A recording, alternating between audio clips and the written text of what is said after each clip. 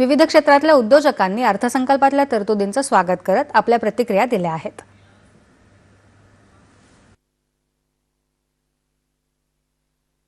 दोन 2047 पर्यंतच्या काही योजनांची पायाभरणी या बजेटमध्ये केलेली आहे. याचा खूप आनंद वाटतो. आणि सगळ्यात महत्त्वाचं भारताला सुसंगत आज काय आहे, भारताची रिक्वायरमेंट काय आहे, भारत केंद्रीय असं हे बजेट आहे. म्हणजे फक्तच जगभर सगळीकडे AIचा बोलबाला आहे म्हणून AIकडे झुकणारं नाही आहे किंवा EVकडे इलेक्ट्रिकल व्हेकल्सकडे झुकणारं नाही आहे. भारताची आवश्यकता काय आहे? भारताची आवश्यकता अशी आहे की इथल्या तरुणांना जास्तीत जास्त जॉब्स मिळाले पाहिजेत. छोट्या आणि मध्यम उद्योगांनी याचा फायदा घेतला पाहिजे. आणि मला असं वाटतं की छोट्या आणि उद्योगांचं जे एकूण अर्थव्यवस्थेमधलं योगदान आहे ते आणखी भरीव, आणखी कणखर करण्यासाठी या बजेटमध्ये बऱ्यापैकी प्रोविजन्स आहेत असं मला वाटतं. नॉर्मल हमारा जो फोकस होता है जो हमारी स्टेपल क्रॉप्स पे होता है, जैसे राइस, व्हीट, मेज, ये साल उन्होंने बोला है कि हम ग्लोबल ब्रांड्स क्रिएट करेंगे हाई वैल्यू क्रॉप्स पे फोकस करके, जैसे कोकोनट है, कैश्यू है, कोको है. बेसिकली हमें फोकस करना है कि हम वैल्यू क्रिएशन कैसे करें एग्रीकल्चर में. कॉस्ट सेविंग एक बात है, वैल्यू क्रिएशन और ब्रांड क्रिएशन दूसरी बात है. तो ये बजट फॉरवर्ड लुकिंग है, वो एस्पेक्ट में फॉरवर्ड लुकिंग है. या सर्व नवीन होऊ घातलेल्या ग्लोबल कॅपॅबिलिटी सेंटर आणि डेटा सेंटर मध्ये आपल्याला रोजगार मिळू शकेल आणि त्यांचे व्हेंडर्स म्हणून स्टार्टअप सुद्धा तयार होऊ शकतील. तर हा अतिशय दूरगामी विचार आणि पल्ला आहे आणि मला अतिशय खात्री वाटते की याचा सर्व भारतीय उद्योजकांना, व्यावसायिकांना आणि विद्यार्थ्यांना याचा दीर्घकालीन फायदा होईल.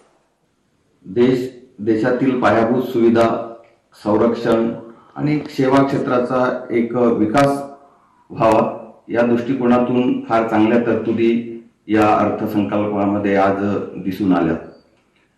विशेषतः ग्रामीण भागातील विद्यार्थिनी किंवा महिला शिक्षणाच्या दृष्टिकोनातून बाहेर जातात आणि त्यांना चांगल्या वातावरणामध्ये शिक्षण घेता यावं आणि त्यांची एक शिक्षणाच्या संदर्भात सोय व्हावी या दृष्टिकोनातून प्रत्येक जिल्ह्यामध्ये वसतिगृहाची जी स्थापना होणार आहे ही निश्चितच विद्यार्थिनींच्या आणि महिलांच्या शिक्षणाच्या दृष्टिकोनातून एक चांगली बाब आहे.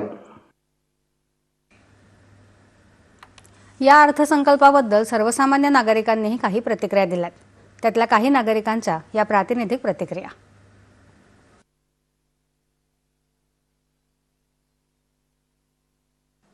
निर्मला सीतारामजींनी आजचा जो अर्थसंकल्प सादर केलेला आहे तो युवकांसाठी, शेतकऱ्यांसाठी आणि सामान्य माणसासाठी सुद्धा चांगला आहे.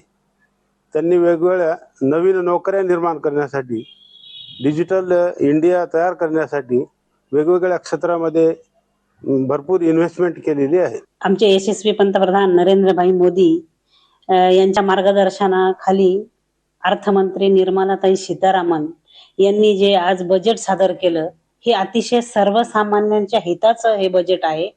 आणि हे मी एवढंच सांगेल की प्रत्येक जिल्ह्यामध्ये मुलींसाठी वसतिगृह उभारणे किंवा दिव्यांग जे असेल, ज्येष्ठ असेल त्यांच्यासाठी हे बजेट फायद्याचं आहे. आणि यानंतरच्या बातम्या काही क्षणातच.